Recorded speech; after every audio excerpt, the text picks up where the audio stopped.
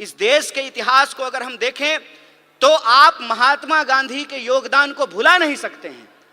सबसे ज्यादा जो एंटी कॉलोनियल मूवमेंट पूरी दुनिया में हुआ, महिलाओं को आंदोलन से जोड़ने का काम अगर किसी व्यक्ति ने किया तो उस व्यक्ति का नाम महात्मा गांधी है। और आप देखिए कि देश को आजाद कराने के लिए, अंग्रेजों को इस देश से भगाने के लिए महात्मा गांधी जी को कस्तूरबा गांधी को छोड़ने की जरूरत नहीं पड़ी। छोड़नी पड़ी क्या? कस्तूरबा गांधी को साथ लेकर चलते थे ना। और एक आज के प्रधानमंत्री हैं, कहते हैं कि हमको देश की सेवा करने के लिए पत्नी छोड़ना पड़ा। हाय रे बेईमानी।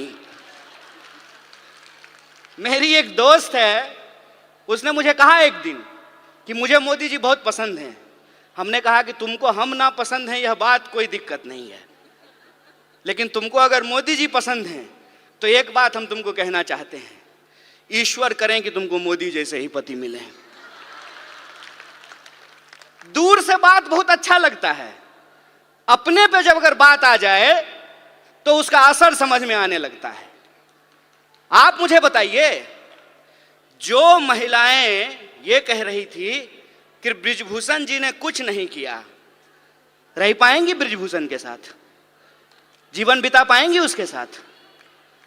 हमारे समाज में जो आज हो रहा है उसको हमको बहुत गंभीरता से समझने की जरूरत है। जो अधिकार हमको एक एक करके बिना लड़े मिल गए, इस देश में समान वोट के अधिकार के लिए कोई महिला आंदोलन नहीं हुआ। जब संविधान लिखा जा रहा था तो वोट का अधिकार दे दिया गया। इस देश में संविधान सभा में 15 महिलाएं शामिल होंगी, इसके लिए कोई आंदोलन नहीं हुआ। महात्मा गांधी ने अपने इनिशिएटिव से, उस वक्त जो है हमारा अखिल भारतीय महिला संघ नहीं था, महिला कांग्रेस नहीं था उस वक्त, लेकिन गांधी जी ने महिलाओं को घर से निकाल करके अपने आंदोलन में शामिल कराया। और आप जानते हैं, शराबबंदी के खिलाफ जो पिकेटिंग का आंदोलन होता था वो पूर्ण रूप से महिलाओं का आंदोलन था। महिलाएं जाती थी और शराब की दुकानों को बंद कराती थी।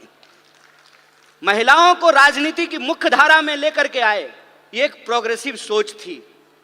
प्रोग्रेसिव सोच के चलते संविधान सभा का ऐसे निर्माण हुआ जिसमें महिलाओं के प्रतिनिधित्व को सुनिश्चित किया गया।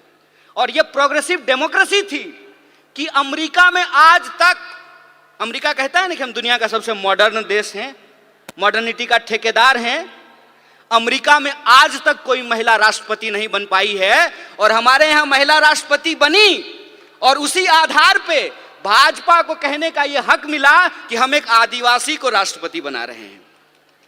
बोलिए, लेकिन प्रश्न यह है आज हमारे सामने कि एक आदिवासी को अगर इस देश का राष्ट्रपति बनाया गया है तो मणिपुर में जब अत्याचार हो रहा था तो माननीय राष्ट्रपति ने अपने मुंह पे क्यों चुप्पी साध रखी है? यह राजनीतिक चुनौती है। इस राजनीतिक चुनौती को हमको समझना पड़ेगा और हम यह बात समझें कि विंग बनाने का यह मतलब नहीं होता है कि हम गुलदस्ता हैं, कि नेताजी आने वाले हैं तो 4 महिला को बुला करके वंदे मातरम गवा देते हैं। हम गुलदस्ता नहीं हैं कि भीड़ में जो है आप आगे में 4 लोगों को बिठा करके हमको सजा दीजिएगा। हम तेज पत्ता हैं कि बिरयानी में ऊपर से डाल दीजिएगा और जब खाने लगेगा तो निकाल दीजिएगा। यह प्रतिनिधित्व का सवाल है। प्रतिनिधित्व के सवाल को हमको सीरियसली लेना पड़ेगा। और अगर हम सीरियसली लेते हैं तो प्रश्न आता है पॉलिटिकल कल्चर का। आपने देखा, सारी जो एंकर हैं वो टीवी पे क्या कर रही हैं?